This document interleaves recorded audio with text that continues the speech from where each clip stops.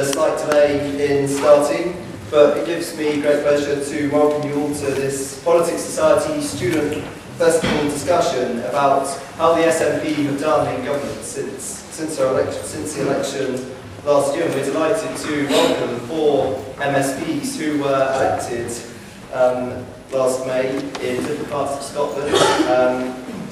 Starting on my right, we have David Whitton, who won his seat for Labour, the only constituency gain in 2007, and is a former journalist by trade, and notably as well a former special advisor to Donald Dewar at the time of the devolution settlements.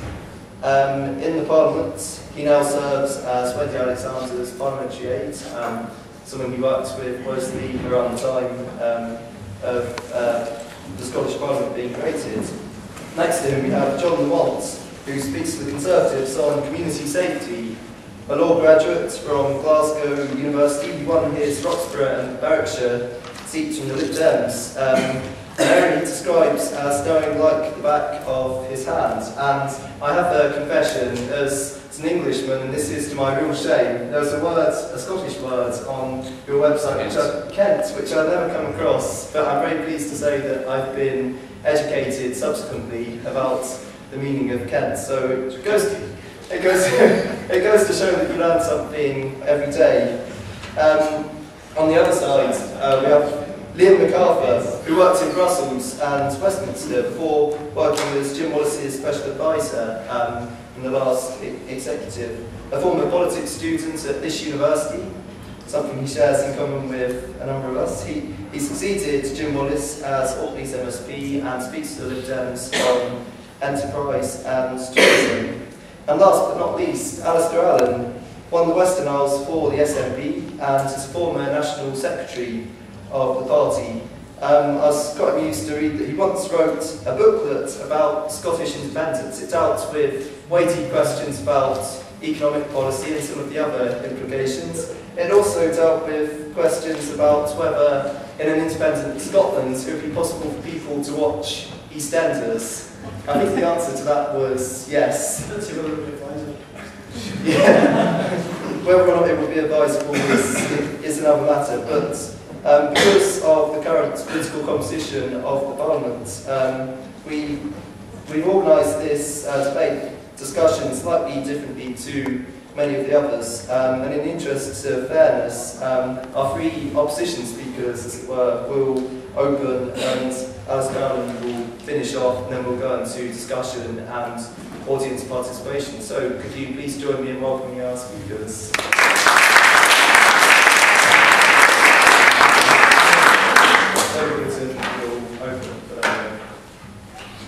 Thank you, Mr. Chairman. Thank you for the introduction. First, an apology. I just explained that last week when I had no speaking to do, I had a voice. This week when I've got speaking to do, I can hardly speak, but there we go.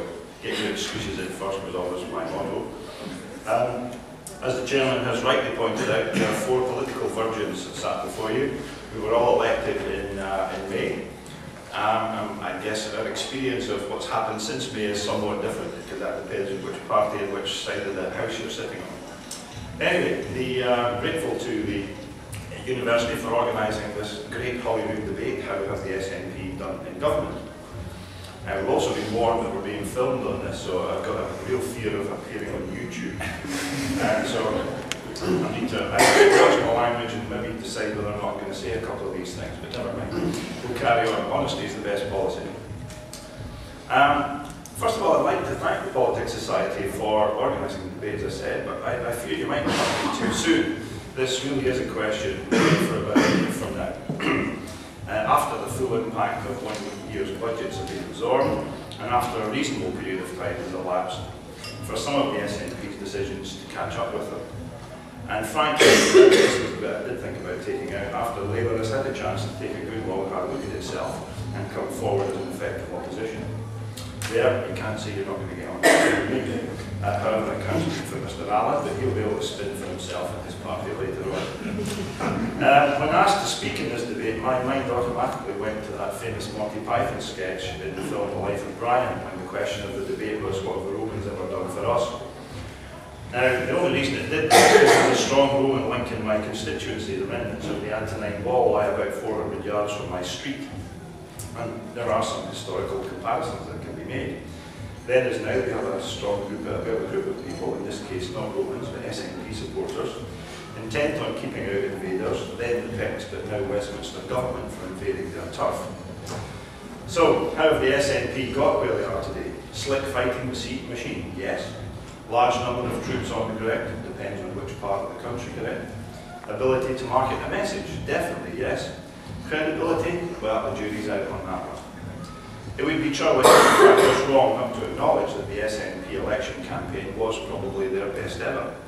However, it was aided and abetted by their biggest ever war chest, courtesy of £500,000 from bus mogul Brian Souter, £100,000 from Sir Tom Farmer, £30,000 from Italia Donald MacDonald, and the usual donations from Sir Sean Connery, the sage of Hollywood. But let's take a closer look at those promises that were made by the SNP during that election campaign. Now, I can't speak for the others, but I take the view that what you put in your party manifesto is the basis of what you will deliver if you're in power, your covenant with the people, for want of a useful cliche. That's why Scotland now has free nursery places for 3- and 4-year-olds, for example. We promised we'd do it, and we did. Indeed, it's why we have devolution at all. We said in 1997 we'd deliver, and we did. But last year, the SNP made a whole lot of these promises, and they were targeted at different groups, probably to try and garner as much support as possible. Nothing wrong with that, that's what political parties do. But let's take a look at the headliners. For an audience of students, of course, number one will be, and I quote, an SNP government will abolish the graduate endowment tuition fee and replace the expensive and discredited student loan system with means-tested student grants. We will remove the burden of debt repayment owed by Scottish domicile and resident graduates. To put that in daily record parliaments, they were going to dump student debt. And what's the reality? Well, to quote an SNP source from June last year, only 1 month after the election result, when the SNP found themselves in government, parts of the manifesto will be difficult to deliver, but the backdoor tuition fee will definitely be abolished. Dumping student debt was indeed the first broken promise.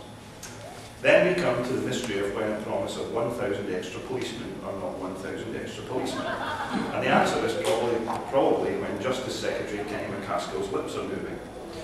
Now, I'm sure Mr. Allan will have something to say on this, but the facts are simple. There will not be 1,000 extra police officers on Scotland's streets. That promise is unravelling even now. And staying with the justice theme, in their first 100 days document, the SNP promised, and again I quote, "We will bring forward proposals for a criminal justice bill." I have to say we're still waiting for the bill to be published. First-time buyers were also to benefit from the SNP's generosity, with a grant of £2,000. That hasn't happened either. And still on housing, and I quote again, Scotland's communities need action on affordable homes, not discussion. From an SNP press release of October last year headed, "New homes a top priority." The reality, a task force has been set up. Now, parents and pupils were also wooed with promises during the election. We will match the current school building programme brick for brick, according to the SNP manifesto. Here in Edinburgh, a plan from the SNP Liberal Coalition to start closing some schools had to be sat on by SNP ministers.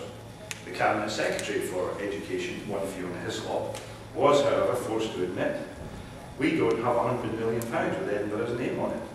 Up in Aberdeen, another SNP Liberal administration, there are plans for school closures and mergers. It seems brick by brick actually means demolition, not construction. Now, I'm certain Mr. Allan is going to mention things that the SNP have done, such as ending the bridge tolls on the Forth and the Tay, and reversing the decision to close the E departments at Monklands and Ayr. Excuse me. However, one thing he won't talk about is a promise made by Shona Robison, now SNP Health Minister, to the people in my constituency. Now, as the chairman mentioned, I was in fact the only Labour gain in the last election, and I defeated